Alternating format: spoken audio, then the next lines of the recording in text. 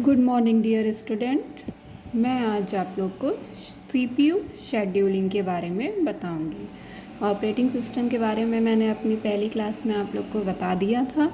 अभी मैं आप लोग को सीपीयू शेड्यूलिंग का डिटेल बताऊंगी। देखो, सबसे पहले मैं आप लोग को बताती हूँ कि सिस्टम में सीपीयू शेड्यूलिंग होता क्या चीज़ है। जब भी जैसे मल्टी प्रोग्रामिंग हो रही है, जैसे किसी सिस्टम में मल्टी प्रोग्रामिंग होती है। Multi programming in the sense, जैसे एक सिस्टम में एक बहुत सारे प्रोसेस एक साथ वर्क कर रहे हैं। जैसे ये एक प्रोसेस P1 है, प्रोसेस P2 है। जैसे हम टाइपिंग कर रहे हैं, टाइपिंग के साथ साथ फिर हम म्यूज़िक भी सुन सकते हैं। म्यूज़िक सुनने के साथ और भी गूगल क्रोम खोल रहे हैं, या फिर और भी कुछ सिस्टम्स या फिर कुछ प्रोसेस परफॉर्म हो रहे हैं। मतलब एक से अधिक प्रोसेस एक साथ अगर किसी सिस्टम में परफॉर्म होते हैं तो हमें ऐसा लगता है कि सभी प्रोसेस के ऊपर, सभी जो प्रोसेस है वो एक के ऊपर एक हो रहा है। लेकिन जनरली ऐसा होता नहीं है। ये जो प्रोसेस होते हैं वो एक के बाद एक परफॉर्म होते हैं। हमें ऐसा इल्यूज़न होने लगता है कि ये जो सारे प्रोसेस हैं वो एक साथ हो रहे हैं। पता नहीं कैसे हो रहे हैं, कुछ समझ में ही नहीं आता। एक के बाद एक हो रहे हैं लगता है, या फिर एक कंप्लीट नहीं हो रहा है दूसरा हो रहा है। हमें इस टाइप का इल्यूज़न होता है, लेकिन ऐसा नहीं होता। ये जो प्रोसेस होता है, ये सारे जो प्रोसेस होते हैं वो टाइम स्लाइस में डिवाइडेड होते हैं। और ये जो टाइम स्लाइस होता है ना, वो इतना कम होता है, माइक्रो और मिली सेकेंड्स का टाइम स्लाइस होता है। ये माइक्रो मिली सेकेंड्स के टाइम स्लाइस में ये सारे प्रोसेस एक के बाद हैंडल होते हैं। और हमें ऐसा लगता है जैसे ये प्रोसेस एक साथ परफॉर्म हो रहे हैं। तो ये सारा जो प्रोसेस है, इसको मैनेज करने का काम कौन करता है? CPU scheduling. ठीक है, समझ में आया सीपीयू शेड्यूलिंग क्या होता है? सीपीयू शेड्यूलिंग में क्या होता है, एक के बाद जैसे सिस्टम में बहुत सारे प्रोसेस एक साथ परफॉर्म हो रहे हैं, तो हमें ऐसा लगता है कि सभी प्रोसेस एक के ऊपर एक हो रहे हैं, जबकि ऐसा नहीं होता। सभी प्रोसेस टाइम स्लाइस में डिवाइडेड होते हैं। और ये जो टाइम स्लाइस है वो इतना कम मिनी सेकेंड्स का, माइक्रो मिनी सेकेंड्स का टाइम स्लाइस होता है कि हमें ऐसा लगने लगता है कि ये सारे प्रोसेस एक साथ परफॉर्म हो रहे हैं, लेकिन ये सारे प्रोसेस एक साथ परफॉर्म नहीं होते। तो ये जो प्रोसेस होते हैं सिस्टम में एक के बाद एक, या फिर जो मल्टीटास्किंग, मल्टी प्रोग्रामिंग होती है, उसको मैनेज करने का काम कौन करता है? CPU scheduling. ठीक है, इतना समझ में आया सीपीयू शेड्यूलिंग क्या होता है। अब देखो, जो सीपीयू शेड्यूलिंग होता है, मतलब सीपीयू शेड्यूलिंग जो होता है वो जनरली 3 पार्ट में डिवाइडेड होता है। ठीक है, 3 पार्ट में सबसे पहला होता है short term scheduler.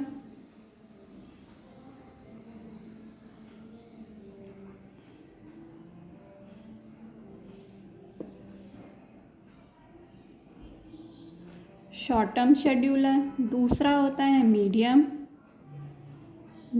Term scheduler, और तीसरा होता है लॉन्ग टर्म शेड्यूलर। ठीक है, 3 स्लाइड्स में सीपीयू शेड्यूलर जो है वो डिवाइडेड रहता है।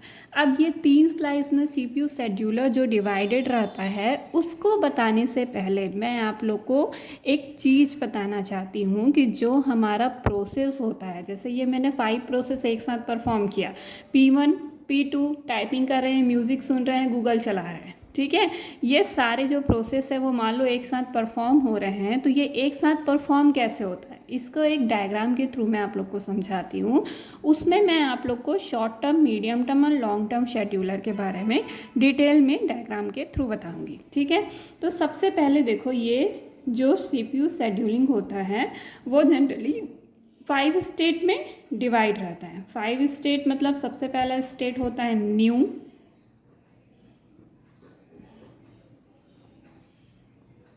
रेडी,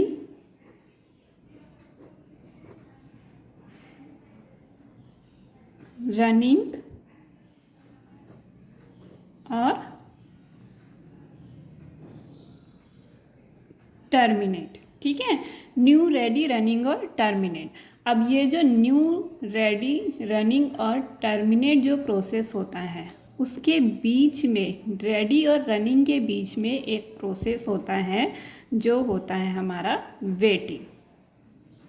जैसे मान लो कोई हमारा काम चल रहा है, उस काम में कोई इंटरप्ट आ गया या फिर उसको किसी चीज़ के लिए थोड़े टाइम के लिए वेट करना पड़ेगा। जैसे अपन डॉक्टर के पास जाते हैं, डॉक्टर के पास लाइन में लगते हैं, डॉक्टर के पास अंदर गए, अंदर डॉक्टर ने हमारा चेकअप किया, मतलब रन हो रहा है। जैसे मैं एक न्यू पेशेंट हूँ, मेरा नंबर आ गया, मैं किस में गई, रेडी में गई। ठीक है, रेडी में जाने के बाद मेरा क्या हो गया, मैं डॉक्टर के कैबिन के अंदर गई। डॉक्टर के केबिन के अंदर जाने के बाद डॉक्टर ने मेरा चेकअप किया, मतलब मैं रनिंग स्टेट में हूँ। चेकअप करने के बाद डॉक्टर ने क्या किया, मुझे एक ब्लड टेस्ट के लिए भेजा। तो ब्लड टेस्ट के लिए भेजा तो मैं किस में चली गई, वेटिंग में चली गई। वेटिंग में क्यों गई, मैं ब्लड टेस्ट करा के आऊँगी, फिर ब्लड टेस्ट करा के आने के बाद फिर मैं डॉक्टर के कैबिन में जाऊँगी, तो मेरा कौन सा स्टेट हो गया, एक वेटिंग स्टेट हो गया ना। ठीक उसी प्रकार से ये प्रोसेस भी होता है। जैसे रेडी हुआ, रनिंग हुआ, कुछ प्रॉब्लम आ गई या तो फिर कुछ और उसको कुछ प्रोसेस चाहिए, कुछ हार्डवेयर सॉफ्टवेयर की ज़रूरत है, इनपुट आउटपुट यूनिट की ज़रूरत है, तो वो किस में चला जाता है, वेटिंग स्टेट में चला जाता है। वेटिंग स्टेट में जाने के बाद जैसे मान लो मेरा ब्लड टेस्ट हो गया, मेरे को रिपोर्ट मिल गई, तो उसके बाद मैं क्या करूँगी, वापस से रेडी स्टेट में जाऊँगी, मतलब कैबिन के बाहर खड़े रहूँगी, और कैबिन के बाहर जब मेरा नंबर आएगा तो मैं डॉक्टर के कैबिन के अंदर जाऊँगी, रनिंग स्टेट में जाऊँगी। मैंने ब्लड टेस्ट की रिपोर्ट दिखाई, मैंने सारी रिपोर्ट दिखाई, कंफर्म हो गया, सारी चीज़ें सही आई, उसके बाद फिर मैं क्या करूँगी, हॉस्पिटल से टर्मिनेट होंगी। तो ये है CPU शेड्यूलर। ठीक है, ये एक CPU शेड्यूलर का डायग्राम है जो कि 5 स्टेट में कंप्लीट होता है। इसमें जनरली एक स्टेट और रहता है जो कि वेटिंग के जैसा ही रहता है। ठीक है, वेटिंग के जैसा ही इसमें एक स्टेट और रहता है जिसको बोलते हैं इंटरप्ट। इंटरप्ट में क्या होता है, जैसे रेडी से रनिंग में जा रहे हैं, रनिंग में जाने के बाद कुछ इंटरप्ट हो गया, हार्डवेयर सॉफ्टवेयर में प्रॉब्लम आ गया या इनपुट आउटपुट यूनिट मिल ही नहीं रही है, तो वो प्रोसेस में क्या हो जाता है, इंटरप्ट आ जाता है। जैसे हार्डवेयर सॉफ्टवेयर में प्रॉब्लम आ गया, आप किसी क्यू में गए हो, जैसे आप जैसे आप किसी स्टेशन में गए हो, रेलवे काउंटर पर, टिकट काउंटर पर आप टिकट कटवा रहे हो। टिकट कटवाने के लिए आप खड़े हो लाइन में, आपका नंबर आने ही वाला है। ठीक है, आपका रनिंग स्टेट में है, आपका नंबर आ रहा है, आपने फॉर्म भर के दे दिया, लेकिन लिंक फेल हो गया। बैंक में भी अधिकतर ऐसा होता है कि हमारा नंबर आ जाता है, हम सब कर लेते हैं, लेकिन एंड टाइम पे लिंक फेल हो जाता है। लिंक फेल हो गया तो उसका मतलब क्या हुआ, वो इंटरप्ट हो जाता है। अब इंटरप्ट और वेटिंग में बहुत ही दोनों सेम ही रहते हैं, बस डिफरेंस ये हो जाता है, इंटरप्ट में समझ में नहीं आता कि ये इंटरप्ट कब क्लियर होगा, लेकिन वेटिंग में क्या होता है, वेटिंग में हमको समझ में आ जाता है कि वेट हमारा कब तक क्लियर हो जाएगा। ठीक है, ये दोनों में डिफरेंस रहता है, बहुत ही मामूली सा डिफरेंस है दोनों में, इंटरप्ट और वेटिंग में लगभग ये सेम रहता है। इसलिए जनरली CPU शेड्यूलर को 5 स्टेट में डिवाइड किया गया है, न्यू, रेडी, रनिंग, टर्मिनेटिंग और वेटिंग। अब सबसे पहले जैसे कि पांच प्रोसेस है, मैंने ये प्रोसेस को मैं एक नाम दे देती हूँ, P1, P2, P3, म्यूज़िक को P4 और गूगल को P5। ठीक है, 5 प्रोसेस हैं। 5 प्रोसेस को मैं किस में डाल दूँगी, न्यू में डाल दूँगी। सारे के सारे प्रोसेस न्यू में गए।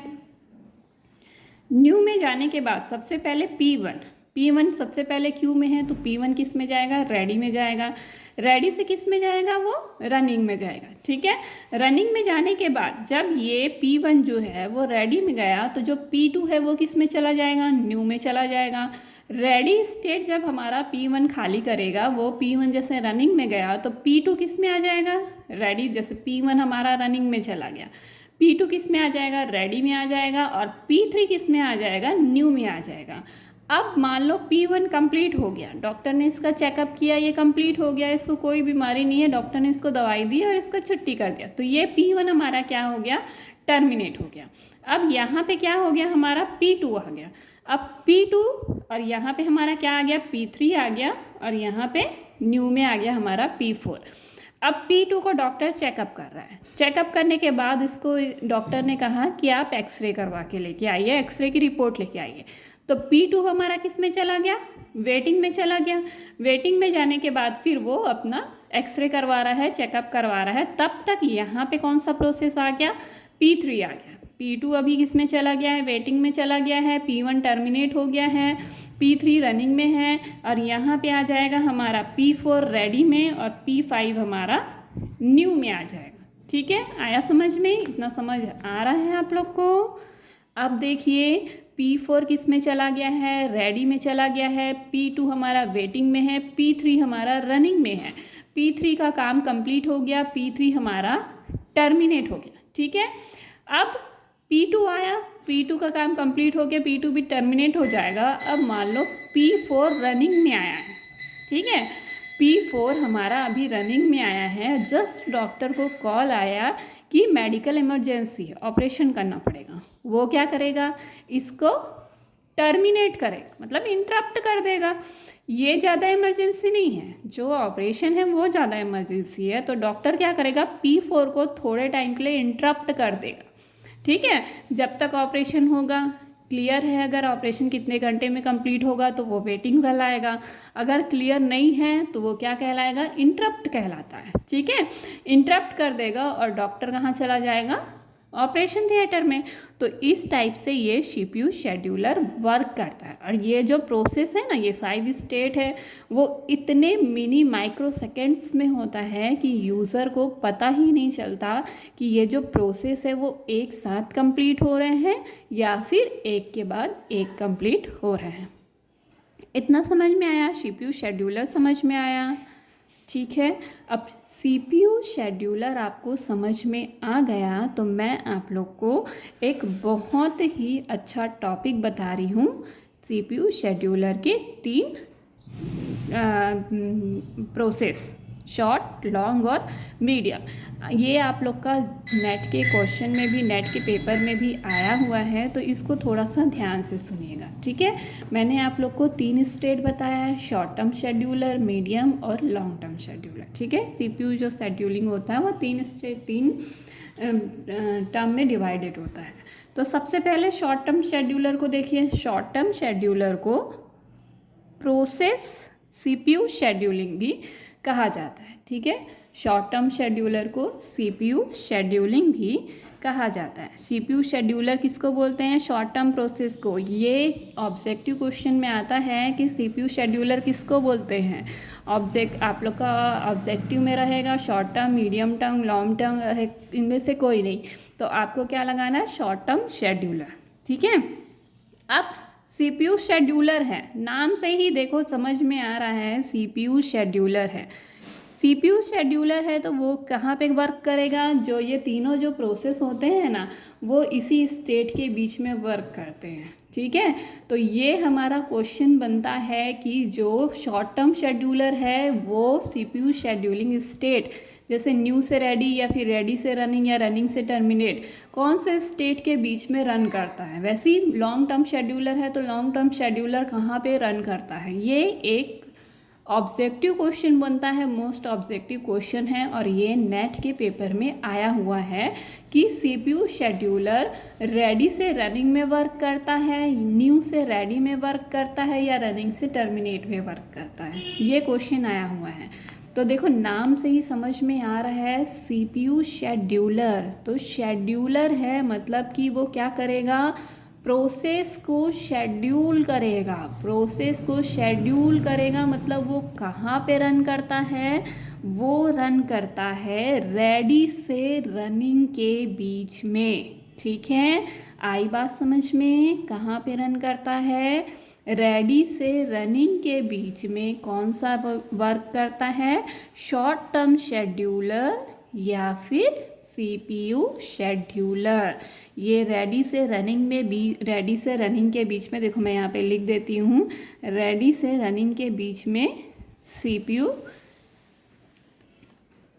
शेड्यूलर वर्क करता है। ठीक है, अब ये जो CPU शेड्यूलर है वो क्या काम करता है, प्रोसेसर, ठीक है, जो सीपीयू है इसमें प्रोसेसर होता है, तो प्रोसेसर किसी एक प्रोसेस को असाइन करने का काम करता है सीपीयू शेड्यूलर, ठीक है।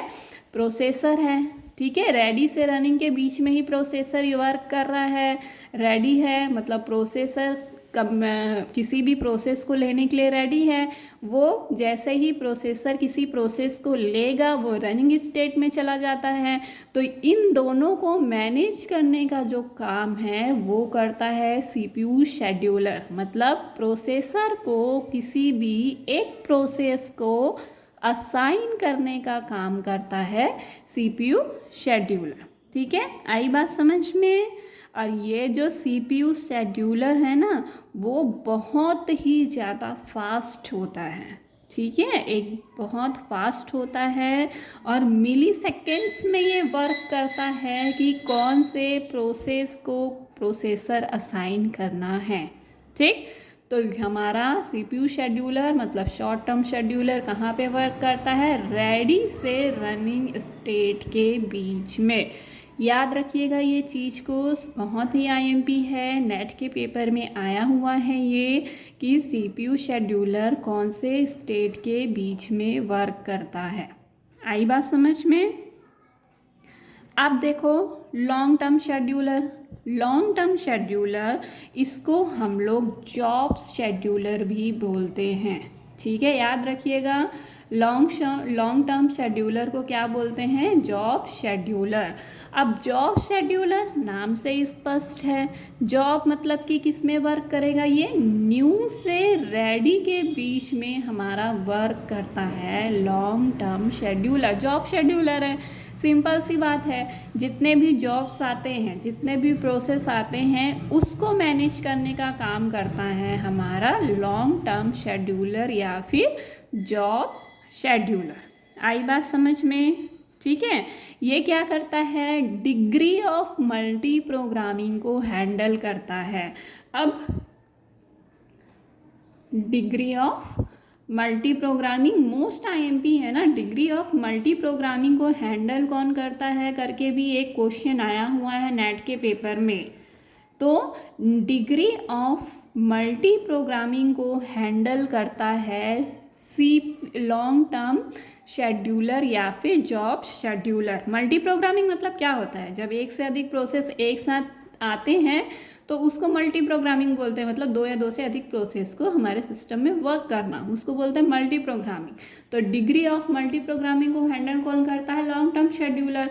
लॉन्ग टर्म शेड्यूलर क्या करेगा? या तो इनको टाइम स्लाइस में डिवाइड कर देगा। ये शेड्यूलिंग के और भी बहुत सारे तरीके होते हैं, वो मैं आपको नेक्स्ट क्लास में बताऊँगी। अभी आप लोग इतना याद रखिए कि जो मल्टी प्रोग्रामिंग होती है मतलब एक साथ जो बहुत सारे प्रोसेस आते हैं, इन सारे प्रोसेस को लॉन्ग टर्म शेड्यूलर मैनेज करता है, ठीक है। जैसे मान लो एक स्टूडेंट है, स्टूडेंट को मैंने क्या बोला? एक क्यू बनाने बोला। अब अगर मैं वहाँ पे नहीं रही तो एक स्टूडेंट बोलेगा मैं तेरे आगे खड़े होऊंगा, वो बोलेगा मैं तेरे आगे खड़े होऊंगा, मैं तेरे पीछे क्यों खड़े हूँ। इस टाइप से वो लोग लड़ाई करेंगे, झगड़ा करेंगे, होगा या नहीं होगा। तो उस चीज़ को मैनेज करने के लिए किसकी ज़रूरत होती है? एक टीचर की ज़रूरत होती है। अगर टीचर वहाँ पे है तो कोई स्टूडेंट झगड़ा नहीं करेगा, जैसा टीचर उस स्टूडेंट लोग को खड़ा करेगा वो वैसे के वैसे खड़े हो जाएंगे और वैसे क्यू बना लेंगे। तो लॉन्ग टर्म शेड्यूलर उसी चीज़ को मैनेज करता है, मतलब एक टीचर की भूमिका अदा करता है, तो उसको बोलते हैं डिग्री ऑफ मल्टी प्रोग्रामिंग को हैंडल करना, ठीक है। ये हुआ हमारा long term scheduler. Long term scheduler के बारे में एक और चीज़ होती है कि ये बहुत ही अच्छी तरीके से जॉब को, कुछ प्रोसेस को आपस में मिक्स करता है। इसको हम लोग गुड मिक्स भी बोलते हैं। गुड मिक्स का मतलब होता है एक से अधिक कुछ प्रोसेस होते हैं, उस प्रोसेस को कई बार ऐसा होता है कि हमको दो प्रोसेस को एक साथ वर्क हम करा सकते हैं, ठीक है। जैसे कि मान लो किसी एक प्रोसेस को प्रिंटर चाहिए, दूसरे प्रोसेस को भी प्रिंटर चाहिए, दोनों का सिर्फ एक एक कॉपी ही है, तो वो क्या करेगा? दोनों का साथ में कॉपी कर देगा। तो ये होता है गुड मिक्स। तो जो लॉन्ग टर्म शेड्यूलर जो होता है, जॉब शेड्यूलर, वो किसी दो प्रोसेस को अच्छे से गुड मिक्स भी करता है। ठीक है, अब आई बात मीडियम टर्म शेड्यूलर की। ठीक है, मीडियम टर्म शेड्यूलर क्या करता है, पार्ट्स ऑफ टाइम शेयरिंग।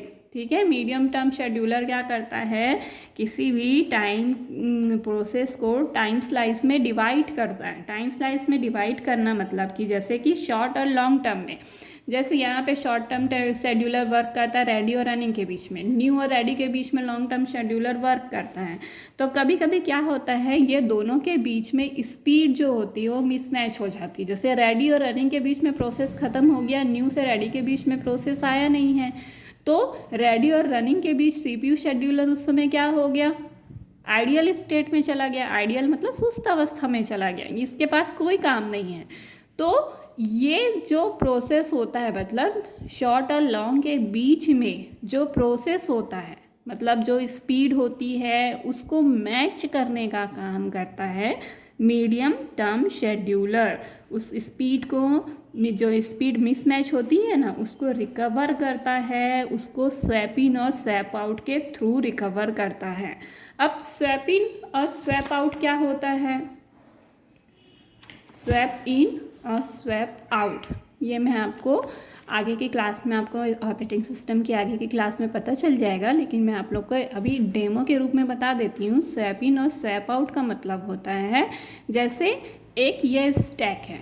ठीक है, स्टैक में हम अगर किसी चीज़ को डालते हैं तो उसको बोलते हैं स्वैप इन। ठीक है, और स्वैप आउट का मतलब अगर स्टैक से हम किसी चीज़ को निकालते हैं तो उसको स्वैप आउट बोलते हैं। जैसे ये रनिंग है, रनिंग में मैं कोई प्रोसेस को डाल रही हूँ तो वो स्वैप इन हुआ, और रनिंग से अगर कोई प्रोसेस टर्मिनेट में जा रहा है तो वो स्वैप आउट हुआ। तो स्वैप इन और स्वैप आउट के थ्रू किसी भी स्टेट को, जो किसी भी स्टेट में शॉर्ट और लॉन्ग टर्म के बीच में जो मिसमैच होता है प्रोसेस का, उसको क्लियर करने का काम, उसको रिकवर करने का काम करता है मीडियम टर्म शेड्यूलर।